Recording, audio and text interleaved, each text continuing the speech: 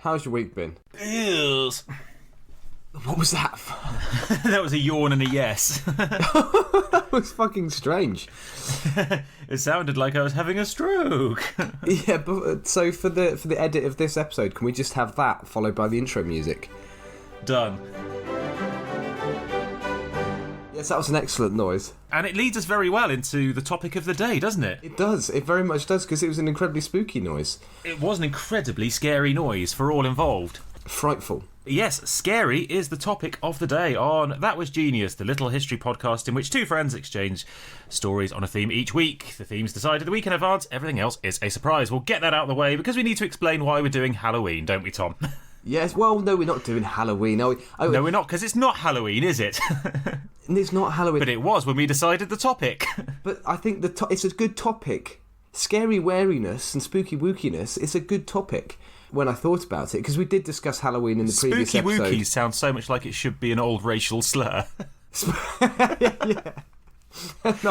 Imperial British racial term. We went over there and we put the fuzzy wuzzies at the spooky wookies.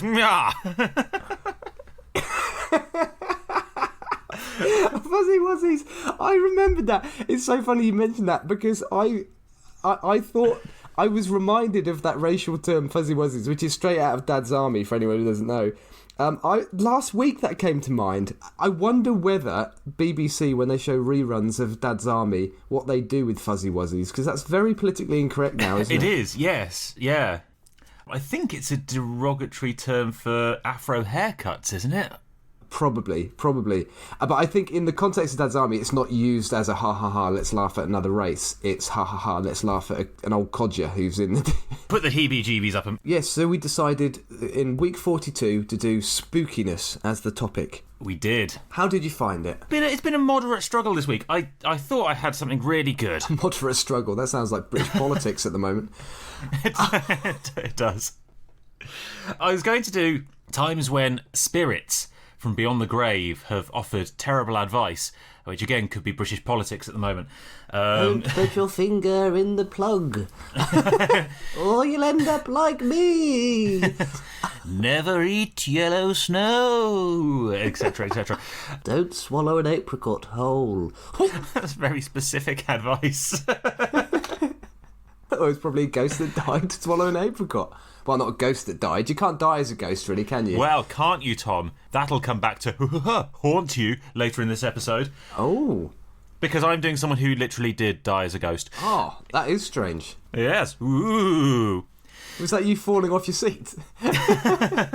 Oh, I'm back on the seat, sorry. Just teetering on the edge momentarily. No, that was my impression of a spooky wookie. Oh, I see what you mean. Okay, spooky wookie. They come up against British steel. No, I was going to do times when spirits have given terrible advice. It turns out that actually people tend not to really write... Is that Sharp meets Game of Thrones? Is that what you just came up with there? Sharp did meet Game of Thrones. The entire first series was Sharp in Game of Thrones. Yeah, well, yes. Till the bastard Die Another Day. That was Sharp Does James Bond, wasn't it? Yes. And which Sharp did die another day. Yeah. For the third time. I was going to try and do times when spirits have given terrible advice, but it turns out that people in the past aren't really very keen to write about or to blame spirits and omens for their bad luck. Right. Because, obviously, it's not the omen's fault that that their advice was appalling. You know, you cut open a sparrow, examine its liver, it's going to tell you what to do. If you fuck up after that, it's not the sparrow's fault. It's not. You don't want to piss off the sparrow liver gods who are then going to give you bad advice in future. We probably just interpreted it incorrectly, didn't you? Absolutely, yes. So anyway, that's the problem I found, is that when people have trusted omens in the past and they've turned out to be terrible ideas, people tend not to then put the blame on the omens. You know what, Sam? I think you've just come up with a good topic for next week. Oracles. I was thinking about this. I was looking into advice from oracles, and actually none of it's particularly fun. Is it not? No. Well, I couldn't find any. I might nix that one. You might veto it. Just because I tried it this week and it was hard. Oh, fair enough. Okay. I'm sure there is good stuff out there, but... Shove your oracles up your arse, Delphi. Yes. Whatever colour the poo comes out, it tells you what you should do in battle. Put this up your bum. If it comes out green, flank 'em. Comes out purple, pincer movement. Yeah. And the texture represents the level of aggression required. Yes. Sloppy poo. Go in Sloppy twos. enemy. No, A Trojan effort to get it out, form of phalanx. I'm sure you've come across this because your wife is a doctor. You know that there is a chart of different kinds of poo. Yes. The Bristol stool scale. chart. Yes, absolutely, yes. Goes everything from, what was it, hard and pebbly. Hard and pebbly to, Which is a nice to beach resort, rabbit-like. incidentally, in the UK. Yeah. Just down from Sandy Balls. Hard and pebbly and sloppy and sea. Yeah. Sandy Balls, a real place, by the way, for any fans of stupid place names out there. Very close to where my family live, there is a holiday camp called Sandy Balls, which apparently is named after 3 geological features. Also known as the meat and 2 Well, in veg. my case, they most definitely are, Sam. My Iron Age long barrow, woof. Right. Do you know, it actually is built on a Iron Age long barrow as well. There you go. Good. God, it's like you lived my childhood. What, having your dad point out long barrows to you? That's any British child's upbringing, isn't it? Yeah, Driving I think past so. Stonehenge and your dad saying, that's an Iron Age long barrow, that is. Oh, thanks, Dad. Yes. Anyway, how have you found this week? I've had an incredible amount of fun. Good. I chose a good topic. All week I've been researching it and having many an LOL moment. I forgot when I've come across something very stupid.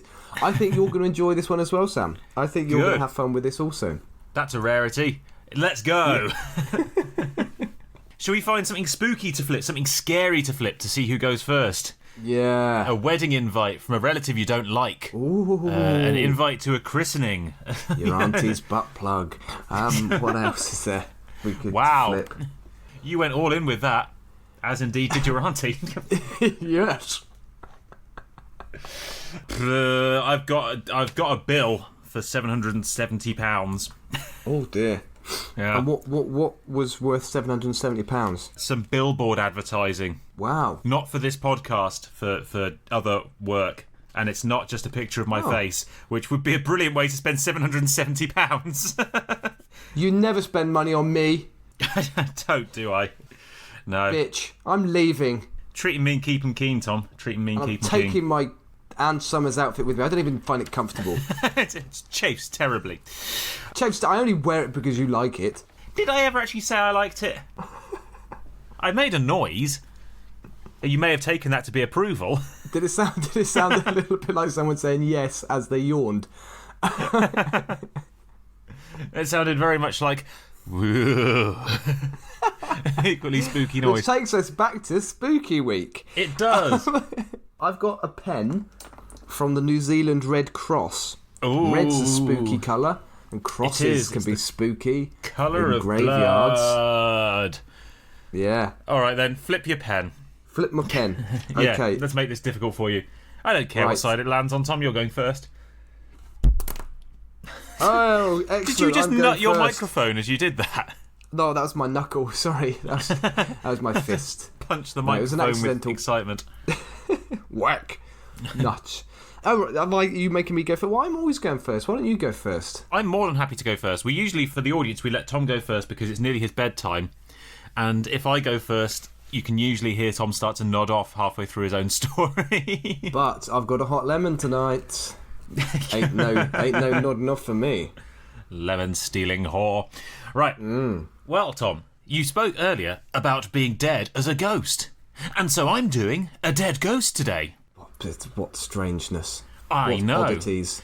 Today I'm going to tell you about the Hammersmith Ghost Murder. That's right, the murder of a ghost. Or was it? No, because ghosts aren't real. I was about to say, yeah, I was going to just butt in there. And That's me done, Tom. Right, over to you. Well, I was going to start my bit off with just explaining to people briefly that ghosts don't exist. You can still do But I'm that. glad we got that out.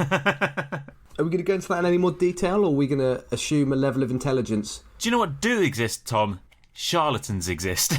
Yes. People who claim to be able to speak to ghosts exist. Yes, thank you, Sam. That is very much what I'm going to be doing tonight. In that case, I will leave that for now. And I'm going to take us to London and the turn of the 19th century for the hunt for a dead man that actually left a man dead. Right. The year is 1803, and London is a city of around 1 million people at this time. It's a by the standards of the time, a really big city. And after dark, in a time when there were no real streetlights as such, a very dangerous place to be. Lots of crime, lots of robbers, lots of poo on the floor that you can trip over because sanitation hasn't properly been invented yet.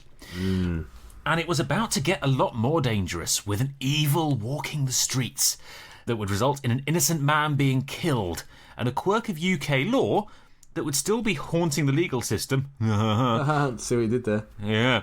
For 200 years afterwards. It's November 1803, and a string of assaults take place near Hammersmith churchyard at night. Two women... Oh, it's already spooky. Oh! In a churchyard. I know. Oh. Two women, one very old and the other very heavily pregnant, have been grabbed as they passed the churchyard, and both died of shock within the next few days. Ooh. A few days later, at around 9 p.m, a man was grabbed by the throat whilst walking through the gravestones and claimed he'd punched the supposed ghost, later telling the court that the ghost had, and I quote, "given me a twist around and I saw nothing. I gave a bit of a push out with my fist and felt something soft like a greatcoat." And his companion corroborated the story that a ghost had jumped out and grabbed him. Incidentally, how Victorian is it to say that someone died of shock? I know. I'm afraid you died of shock. Yes. What other things did they die from in the Victorian period? They died of things like hysteria. Yes. Didn't they? Died of hysteria. Consumption was an actual disease, wasn't it? It wasn't just eating too much. Yeah, it wasn't just capitalism. Died of capitalism. Welcome to a great podcast about glorious communists. I think consumption might be TB. Tuberculosis. Yeah, it is. Yeah, there we go. Tuberculosis. Didn't even need to Google it. Bang. And other hilarious things you can die of. Yes, dying of hysteria. Yeah, that was a real thing in Victorian times. Good way to go. Is it? Yeah, in a fit of hysteria. Yeah, that'd be bloody what good did we fun. say? My heart's just stopped. Oh, I was taking it more to mean like mass hysteria, like mass panic. Oh, right. Do you think? Because that would be dying of hysterics. Laughing would be dying of hysterics. Like most of our listeners, Sam. Indeed. After very heavy editing, yes. Didn't someone famously die watching a Goonies episode? Yes, they did. Alex Mitchell in 1975 laughed himself to death whilst watching The Goodies, not The Goonies, The Goodies. Oh, sorry, The Goonies is that cult American film, isn't it? Sorry, The Goodies is the yes. The very silly English comedy sketch show. There you go. Yes.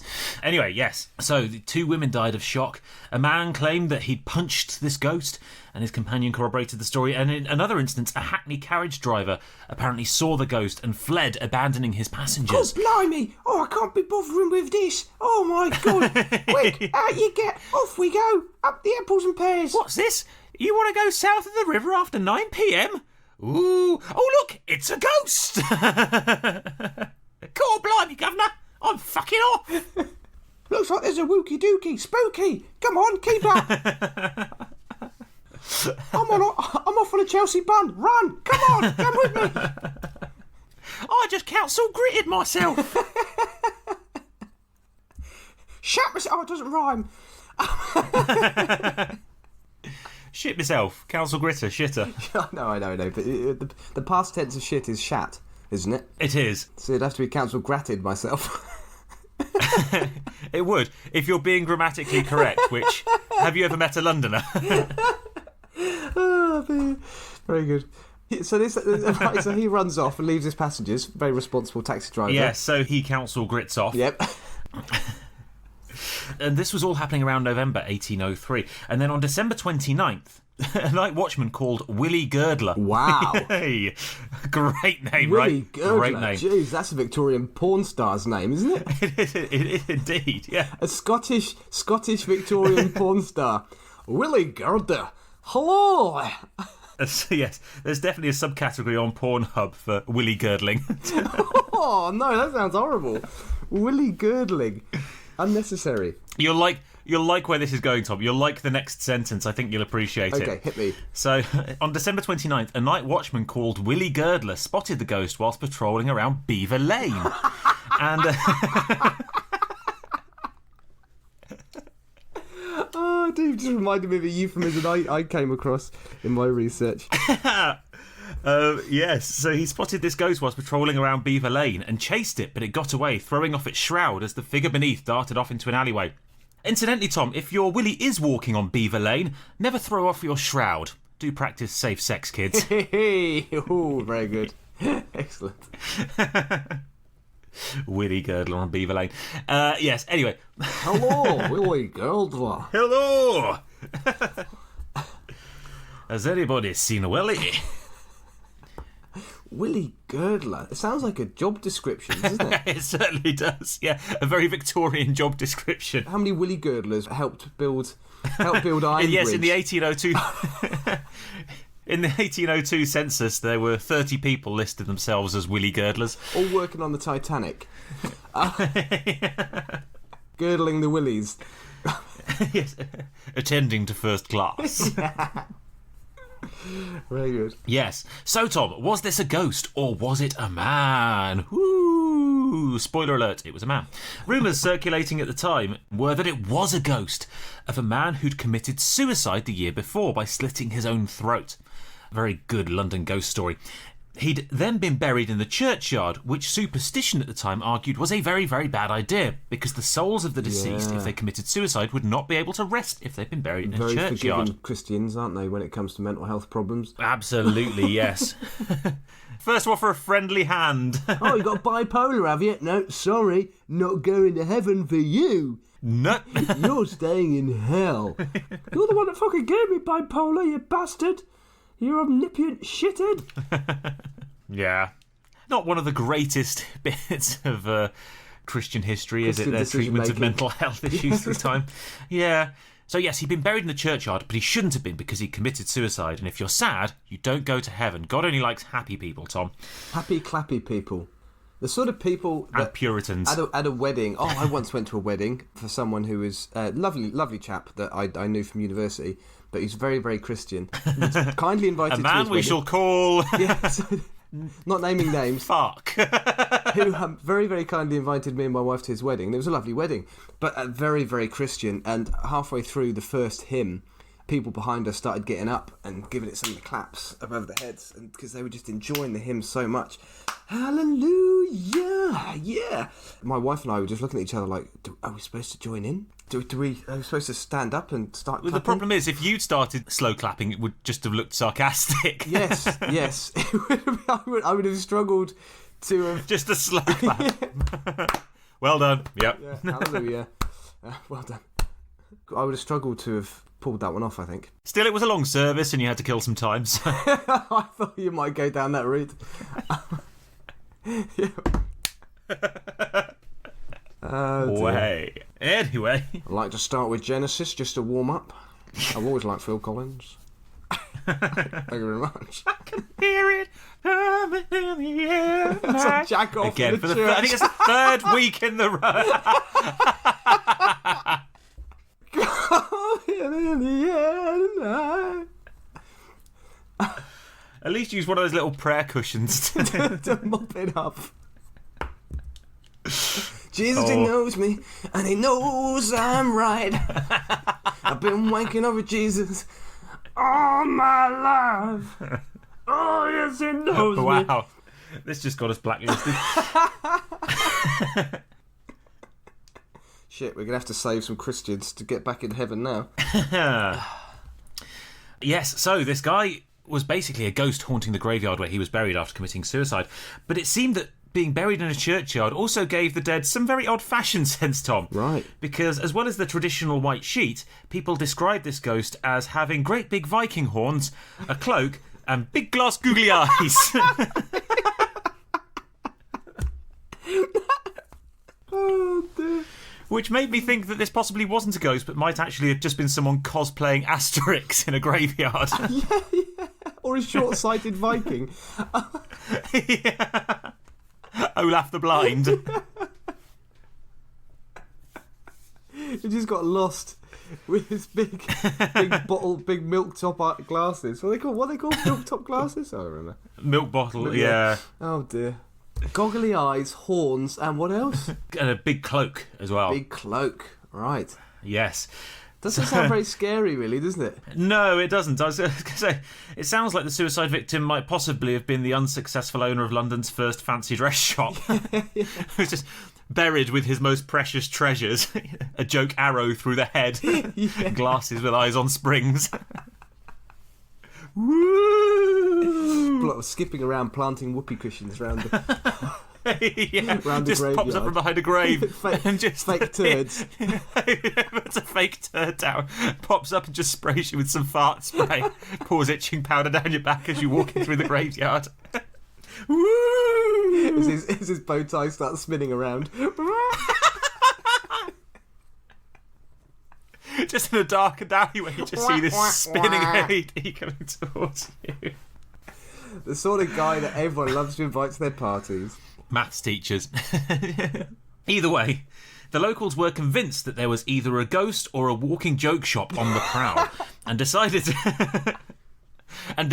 to do something about it. And that something, Tom, was to form vigilante groups of concerned citizens. Because what could possibly go wrong when you give nervous, untrained members of the public weapons and adrenaline, Tom? What could go Especially wrong? during the Victorian period. Yes. Where there's no common sense. Hello, by the way, to all of our American police audience. Nice dig. Actually, they'd never a shot at a ghost, Tom. They're white.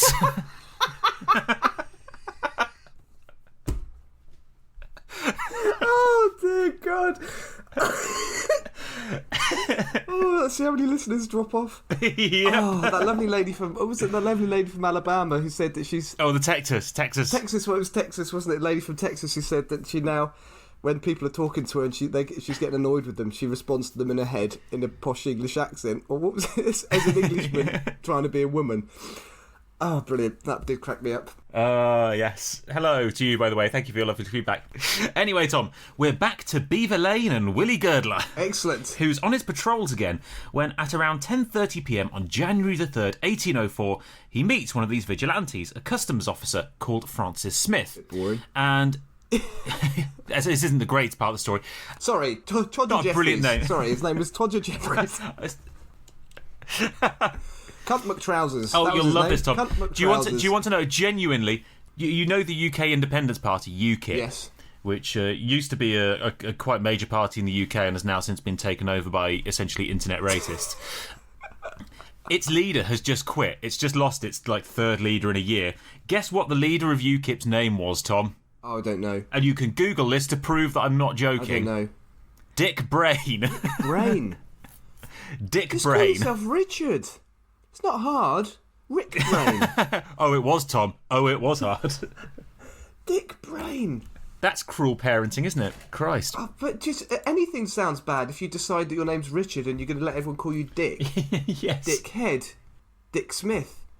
Dick Cartwright. I don't know. It's just... Dick doesn't make anything better, does it? It does not, no. That's enough fun names. This guy was just called Francis Smith. Very boring. And he met Willie Girdler and they agreed to meet up again just after 11 to go ghost hunting. And so they went on their separate ways. Sounds a bit like Pokemon Go, doesn't it? It does sound like Pokemon Go, yeah.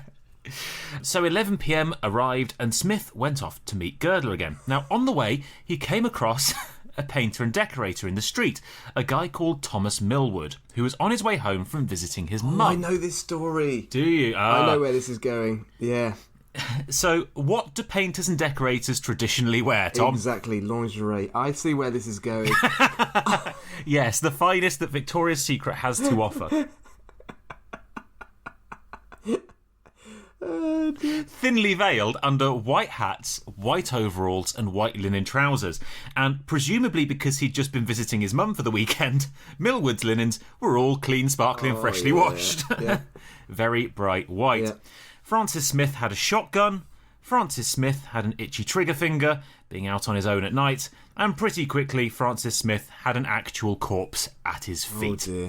Thomas Millwood's sister heard the commotion, later telling the court that just after her brother had left the house, she'd heard Francis demanding, "Damn you, who are you, and what are you? Damn you, I'll shoot you." And at which point he did in fact shoot him. A post-mortem in a local pub found that he'd been shot in the jaw, with one of the pellets severing his spine, which must have put the other drinkers off a little bit. I was about to say, what a strange place to conduct a post-mortem. This is very Victorian, this story, isn't it? It is. Drag a man into a pub, cut him open. Yes, the bullet definitely entered his spine. As all the other drinkers vomit, projectile vomit around you, go right off their pork scratchings. Jellied eels. Ugh. Actually, eel's delicious. I don't know if you've ever tried it. It's lovely. Nice, yeah. Not with strawberry jelly, though. Not with strawberry jelly, no. Great aside that's going to get completely cut out. Meanwhile, a crowd had gathered around and Smith was very quickly arrested and tried for willful murder. In the trial, the judge told the jury, "I should betray my duty and injure the public security if I did not persist in asserting that this is a clear case of murder, if the facts be proved to your satisfaction. All killing whatsoever amounts to murder, unless either justified by the law or in self-defence. In cases of some involuntary acts or some sufficiently violent provocation, it becomes manslaughter. None of these circumstances occur here." So his argument was, the judge's argument was, that this ghost, Miller, hadn't been doing anything threatening, he'd just been walking in the street. So it wasn't self-defence. And it wasn't an involuntary act because he'd intended to shoot him. So it was definitely murder. Now, it's important to note, Tom, that impersonating a ghost, unsurprisingly, is not a capital offence. You will not be hung for impersonating a ghost. And in fact, it carried only a small fine. There was actually a law about pranking and scaring the public, so it was a criminal offence. Didn't seem to put off the guy in the graveyard, did it? No. All after googly Also eyes. important to note that Miller hadn't been a ghost, he'd just been a painter and decorator. The judge also noted that Smith had made absolutely no attempt to arrest this supposed ghost, he'd just shot it. And obviously it wasn't a ghost, just a bloke. The jury tried to return a verdict of manslaughter or accidental killing, but the judge said no, he's either guilty of murder or he's not guilty at all. So the jury said it was murder, and Smith was sentenced to death and dissection. Huh? Death and dissection? Yeah, death and dissection, which I don't think is being hung, drawn and quartered. I think it's different. I think it's you're hung until you're dead, and then instead of being buried like a good Christian, your body goes to medical science. Right, I think what that death and was. dissection. Fair enough. And the king later commuted that on appeal to 1 year's hard labour. Well, that's a big drop off. Yeah, it is, isn't it? That got better quite quickly. We could kill you, or we could make you break rocks for a year. Which would it be? We're easy going. We can do either. So yes, he got commuted to 1 year's hard labour, which pure conjecture on my part, but had absolutely nothing to do with the fact that he was a customs officer and worked for the government. That it is. Just luck. In fact, the real ghost did eventually come forward. There was a guy who'd been pretending to be a ghost. It was a shoemaker called John Graham, who'd actually been dressing as a ghost to scare and get revenge on his apprentice, because his apprentice kept telling his kids scary stories. So actually, it was just a guy dressing as a ghost to scare people. He wasn't very good at pranking the one person he needed to prank.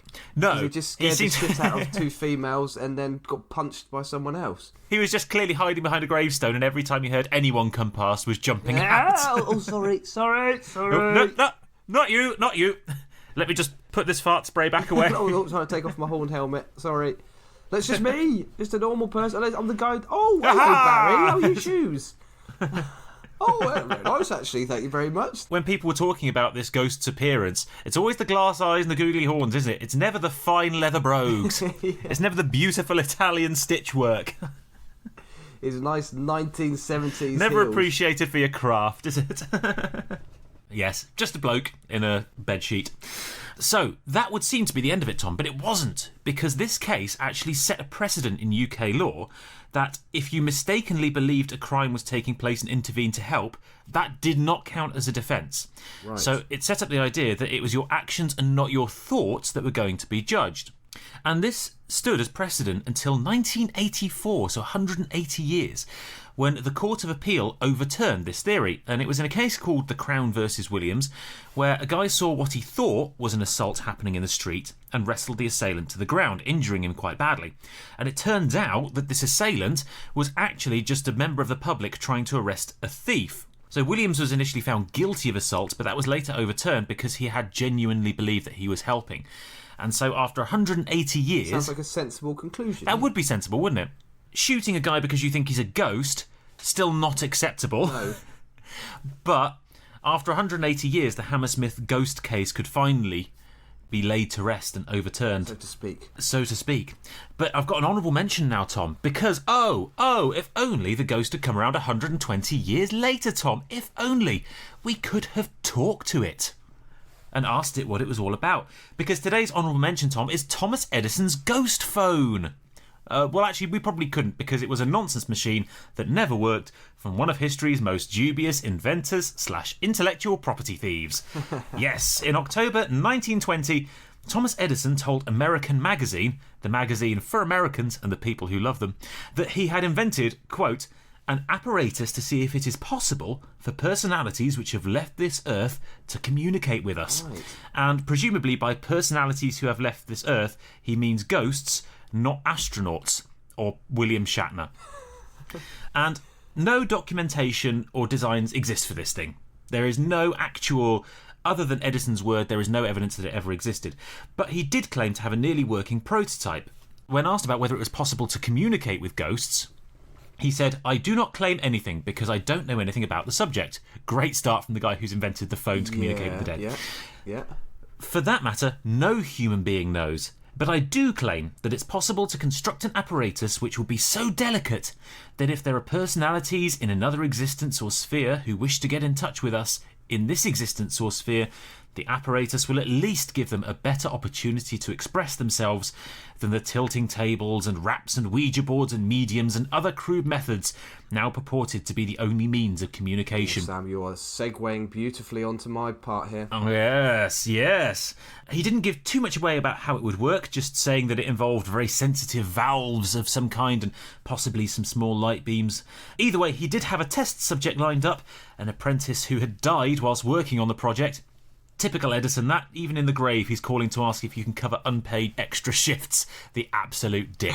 But there we go, Tom. Today's honourable mention, dickhead Thomas Edison's dickhead ghost-talking bollocks machine that there was clearly a market for and clearly no science behind. So there we go. Great stuff. On the subject of honourable mentions, you reminded me, with your silly names, of the Cock Lane ghost. Did you come across this one? I did not come across the Cock Lane ghost. 1762, Cock Lane in London was being haunted.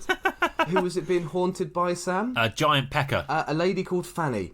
So Fanny was haunting Cock Lane. Scratching Fanny. Scratching Fanny who haunted Cock Lane. Oh, wow. London ghost stories. Bloody brilliant. So is that one you came across in your research? Or? Yes, I did, because I actually think I briefly came across the Hammersmith ghost. Because when you mentioned the painter, it suddenly clicked. And I came across the Cock Lane ghost as well, but I think it's reasonably well known, so I didn't go with it. But I did want to mention the rather funny names. Fanny, we've explained this in a previous podcast to our listeners from outside the UK, haven't we? Fanny is a vagina in British slang. Yes, it's British slang for vagina, yes. Yeah, anyway, and cock is British slang for cock. So... So yes, you mentioned mediums. Now, this is what I've been exploring this week, and this is what has been bringing so much pleasure to my week, Sam. I'm going to be talking about mediums. So let's start with spiritualism, because spiritualism... Yes, let's what a treat. I'll briefly summarise what spiritualism was and still is for some people. So spiritualism was very big during the Victorian period. And that's this week. We'll join you next week for an exploration of it. So spiritualism was very... Second time in one podcast for that joke, and it's still good. Still just as hot as it was at the start. Spiritualism was big during the Victorian period in most Western countries, to be honest. It's called a religious movement, but to be honest with you, I'm not convinced that people who were calling themselves spiritualists would have identified solely as a spiritualist. I'm sure they would have thought of themselves as Christians as well. But anyway... They would have thought of themselves as charlatans. Yes, yeah. It was incredibly popular, spiritualism, but crazy. Spiritualism was essentially the belief that after death there was a sort of spirit world that was accessed from our world, and usually through mediums. So this is the world of seances, Ouija boards, levitating tables, haunted houses, etc. And I'm referring to it in the past sense, spiritualism, because it reached its height in the second half of the 19th century and declined in popularity quite rapidly in the first quarter of the 20th century when mediums were demonstrated to be complete charlatans. So very much at the same time as your story. And then a resurgence with the History Channel in the US, which I'm pretty sure has showed some quite dodgy programming about mediums and spiritualism alongside Ancient Aliens and other high-quality productions. Yeah. Some history documentary. Is this Discovery Channel, is it? Yeah. Some of them are appalling. And you watch an hour-long documentary and you learn 1 minute's worth of content. And for crying out loud, challenge us, people. What's your good old-fashioned British documentary about history? The World at War. Yes. Where you get some bloody content. The World at War.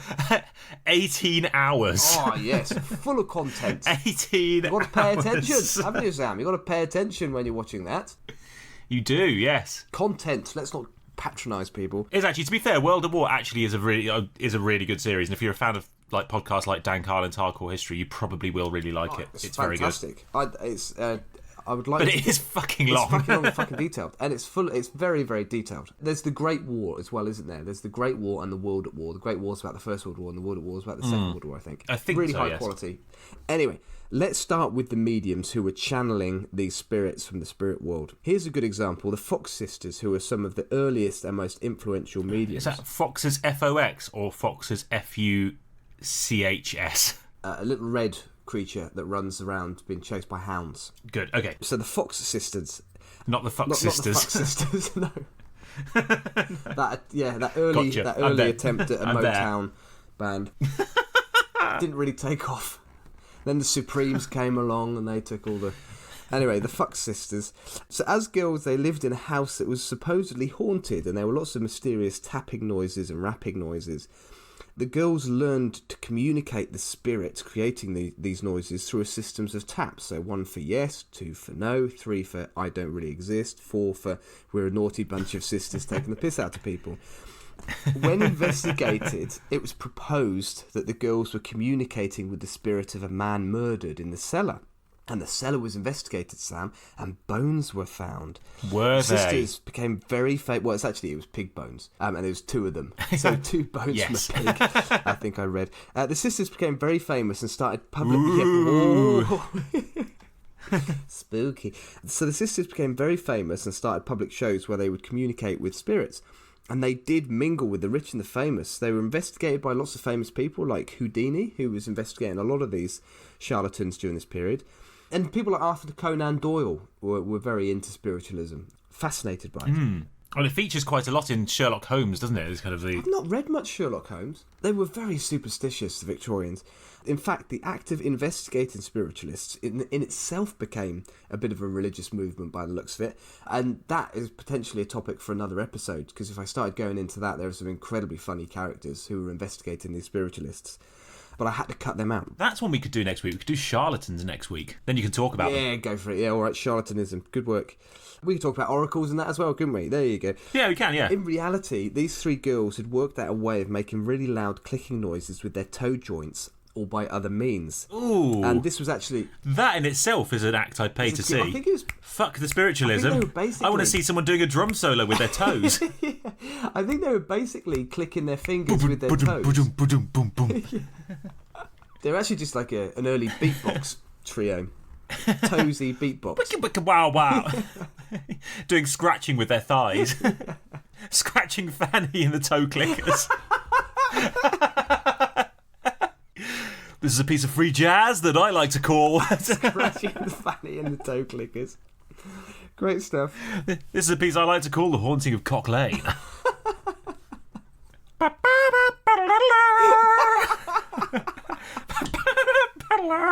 Click, click, click. That's Willie Girdler. That's Willie Girdler playing a solo on the skin flute. Would you like to explain that joke to people, please, Sam? What was the name of that song? Baker Street. There you go. It's a very famous saxophone solo from a song called Baker Street. Very good. There's a whole load of legends going around about... There's apparently a load of famous people who supposedly played the saxophone on Baker Street. It's a very old... It's a meme that kind of dates back to, I think, the 70s... Well, when the song came out, who played the sax solo. Ah. Who did play the sax solo? I don't know, but it wasn't any of the celebrities who apparently Chuck did. Norris. It was Chuck Norris. On to some ridiculous mediums, some more ridiculous mediums. The Fox sisters aren't the most ridiculous, they're just a nice example. Daniel Douglas Home, a Scottish medium, very famous at the time. This man could apparently levitate to great heights, and there are lots of explanations for this. It's basically just trickery. These guys, a lot of these mediums are actually very capable magicians. I really hope his business card said, "Okai the Woo." Good work. It's not good. Work. I'm ashamed of it, but it's making the cut. Write in the Strictly Come Dancing and say you can use this joke in your Halloween episode. Anyway, as with all of the famous mediums during this period, Daniel Douglas Home was caught being fraudulent on many occasions, which completely undermined the credibility of all the other acts that he was managing to pull off without anyone understanding how it took place. So a lot of these levitation tricks, people couldn't work out how he did it, but lots of the other things were quite obviously fraudulent. So, for example, in 1855, he was caught by a sitter, so that's someone sitting in on the séance, using a false limb attached to the end of his arm. So he basically you think this is good, you wait, Sam. So he basically had like a paper mache, from what I could understand, like a paper mache hand he'd created, and in the dark room he was going, "Oh, there's a hand of the spirit world," and sort of poking people in the face with this paper mache hand. With just a broomstick with 5 sausages attached to the end. That's basically what it is. With some chipolatas on the end. Ooh. You're being touched by the spirits. Yes, the smell of sage and onion is the smell of the spirit world. Again, Sam, you talk about the smell of the spirit world. You wait. So imagine that, having 5 chipolatas waggled in your face in the dark. Aunt Mabel, is that you? Oh, I wasn't expecting this. I was in know Soho that cold, yesterday. clammy, porky hand anywhere. Oh dear. Yeah, so having sausages waggled in your face. During another séance, one of the attendees grabbed at a luminous object that magically appeared at the table, and it turned out to be Holmes' naked foot. The other side of the table. Again, a subcategory on Pornhub all its own. De-socked. Yeah, so he's basically in a dark room. His foot was lifting up and sort of he was waggling his toes around the other side of the table, pretending to be a spirit. Imagine with a little smiley face he'd drawn on with biro. Hello, I am the ghost of your auntie. Smells a lot like cheese after that sage and onion. I am the ghost of latent fetishes past. Auntie, you never used to have a bunion on your face. A common trick used by these mediums was to use oil of phosphorus to make things sort of glow slightly. So he probably had oil of phosphorus on his foot to make it glow, a little bit like Slimer from Ghostbusters. So yes, here's another crazy medium, Eusapia Palladino. She had a spirit guide called John King. So she was taking the piss a little bit here. John King being yes. Joe King. Anyway, yes.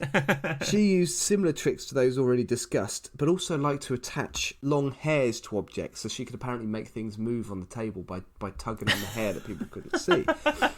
There are lots of... I am the spirit of bath plugs past. It's like the kappa, the Japanese folklore. Yes, It's a little cousin who sneaks into the house and leaves hairs everywhere. Uses the bath and leaves hairs blocking up the plug hole. Woo! It's the kappa! Not my wife who's just washed her hair. There are lots of examples of spirits appearing during seances and attendees grabbing at the spirits to find something rather more mundane than a spirit. What the mediums would do is they would basically have really, really shit effigies. And you can Google this. You can Google this and find photographic evidence of some of the really appalling effigies that were created for these seances. So send me some of those and I'll stick them on social media. Please do. They're fucking brilliant. You'd imagine black and white photos of Victorian seances would be bloody spooky. They're not. They're fucking hilarious. They're awful. On one occasion I researched, one medium was discovered by a sitter on her knees pretending to be an Indian child.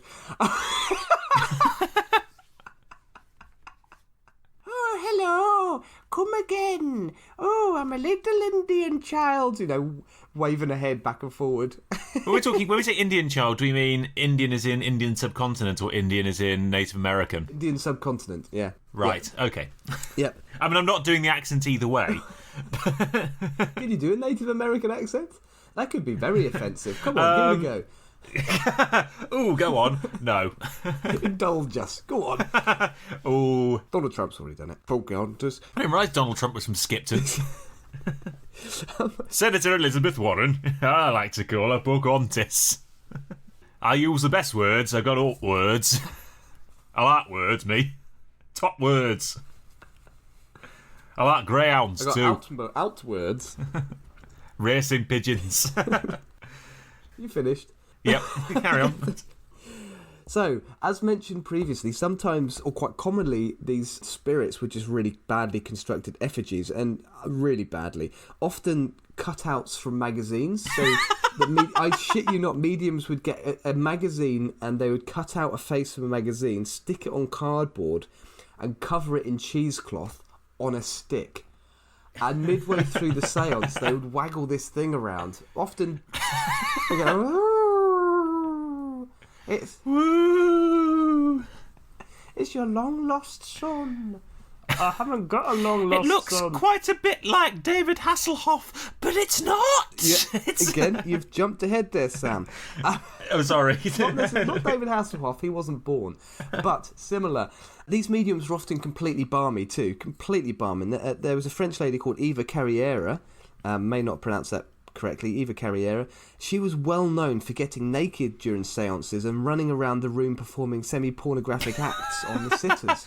Yeah, that sounds like something no one paid for. Mm-hmm. Well, by all accounts, she's just mad. Her and her boyfriend basically came up with this because her boyfriend said you're going to get more males if you make it slightly pornographic.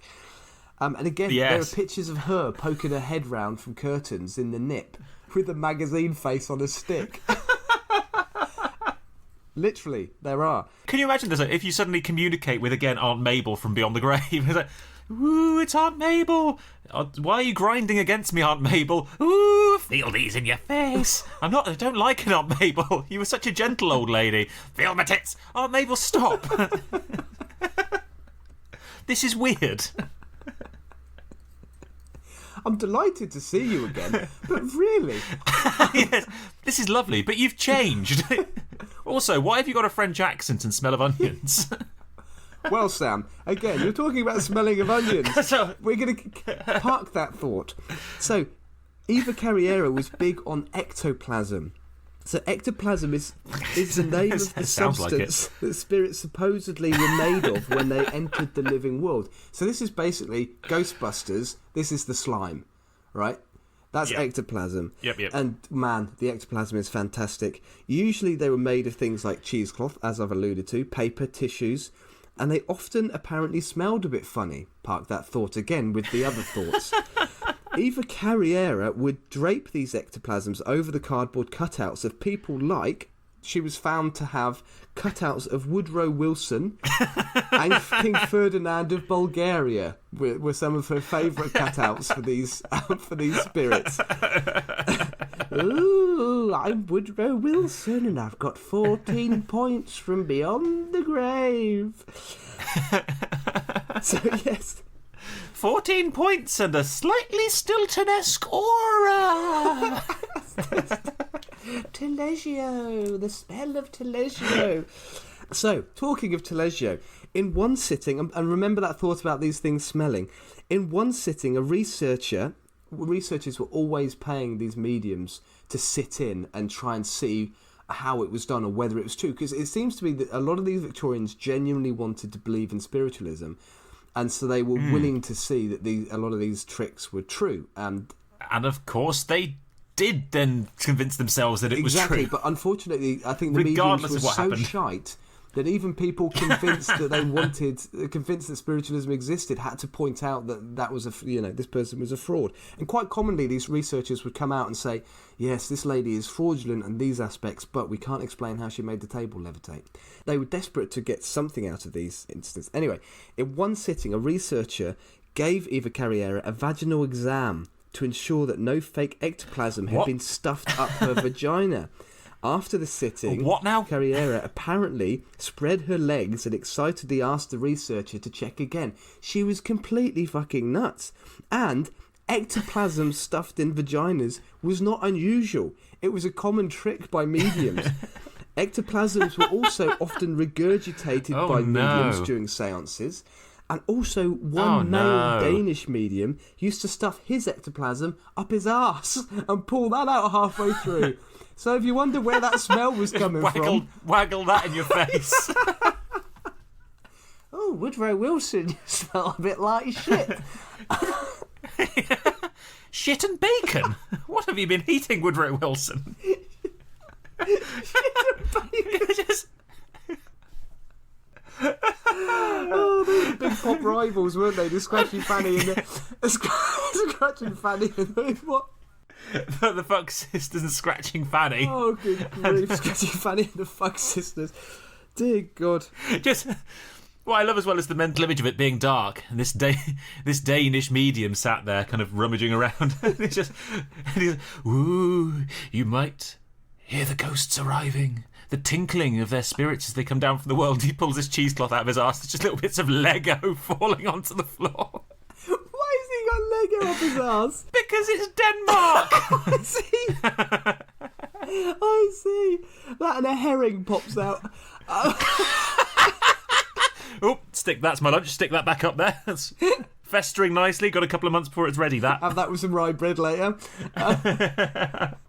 Oh, bicycle. Oh, shit. Hold on. Ring, ring. Oh, don't you can imagine people walking out of that bloody seance, can't you? Oh, darling, did you enjoy the seance? Well, it was the spirit world smells a bit funny, doesn't it? Smells a bit like arse, vagin and vomit. What did you think? Which incidentally sounds a little bit like a Victorian puppet show, doesn't it? Arse, vagin and vomit.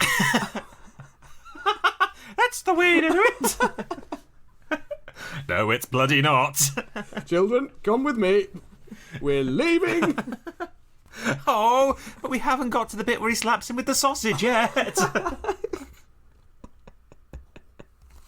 Donkey Punch and Judy. No. Oh, God. I'll have to debate whether that stays in the cut. This. You took out my Prince Andrew comment last week. Anyway, here's a funny anecdote to finish on, Sam. Another funny anecdote to finish on. Helen Duncan. She was a balmy Scottish medium who produced some truly spectacularly shit ectoplasms, worthy of a primary school nativity play. She was known for swallowing ectoplasm and regurgitating it. Really, you bring primary school nativity plays into the conversation we've just had about where this ectoplasm comes from. Anyway. And lo, an angel came down. Oh dear. So one investigator asked to x-ray her to check that she wasn't swallowing ectoplasm and then regurgitating it. Here is an abbreviated quote, quite a long one, from the investigator, and I think it's a nice way to finish. She refused to be x-rayed. Her husband went up to her and told her it was painless. She jumped up and gave him a smashing blow on the face which sent him reeling. Then she went for Dr. William Brown, who was present. He dodged the blow. Mrs. Duncan, without the slightest warning, dashed out into the street, had an attack of hysteria, and began to tear her séance garment to pieces. She clutched the railings and screamed and screamed. I leave the reader to visualise the scene. A 17-stone woman, clad in black sateen tights, locked to the railings, screaming at the top of her voice. However, they gave us another séance, and the control said we could cut off a piece of the teleplasm when it appeared. The sight of half a dozen men, each with a pair of scissors waiting for the word, was amusing. It came and we all jumped. One of the doctors got hold of the stuff and secured a piece. The medium screamed and the rest of the teleplasm went down her throat. This time it wasn't cheesecloth. It proved to be paper, soaked in white of egg, folded into a flattened tube.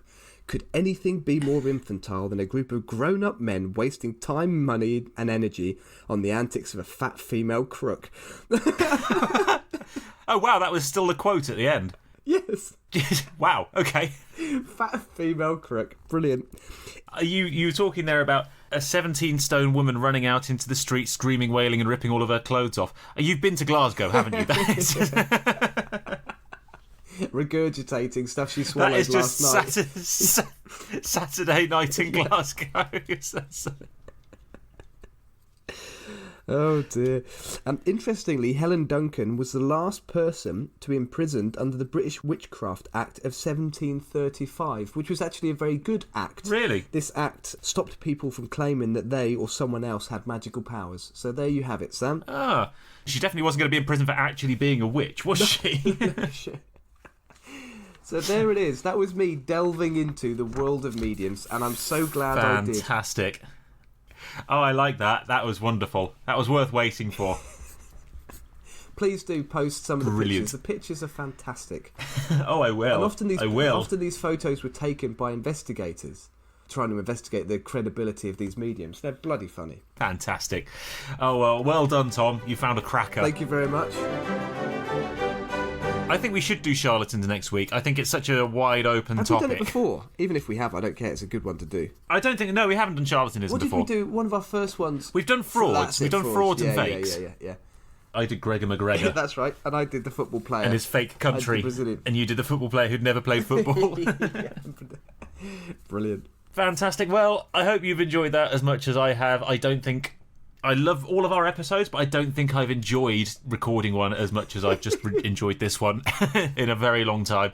If you have enjoyed this episode, please do tell your friends about us. Share us on social media. Remember, we've got some mugs to give away for people who share us on social media. Tag us and say nice things about us to get your friends to listen. You can find us on Facebook, That Was Genius Podcast, on Twitter, that_was_genius, and on Instagram, @thatwasgenius. Join us next week for charlatans, which is going to be very easy to research and an awful lot of fun. Yes, it is. Lovely. Right, Tom, say goodbye. Goodbye, everyone. And it's goodbye from me. And remember, kids, if something goes bump in the night, it's probably a 17-stone Scottish woman falling out of bed, vomiting naked in the street. Nice. And finish on that.